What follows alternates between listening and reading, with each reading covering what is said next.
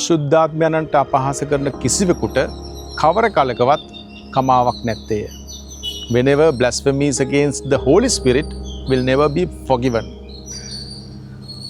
When someone performs a miracle with the power of the Holy Spirit, the recipients will end up following Christ.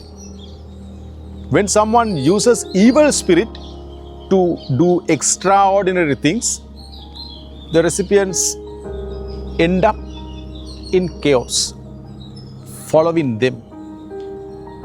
සාමාන්‍ය ශුද්ධාත්ම බලයෙන් යම් ප්‍රාතිහාර්යයන් කරන අය ප්‍රාතිහාරයෙන් පසුව ජේසුස් වහන්සේව අනුගමනය කරන්න ගන්නවා. හැබැයි ඔය දුෂ්ට බලවේග වලින් ප්‍රාතිහාර්ය කරන අය ඒව කළාට පස්සේ ඒ අයව අනුගමනය කරන එක තමයි බලාපොරොත්තු වෙන්නේ.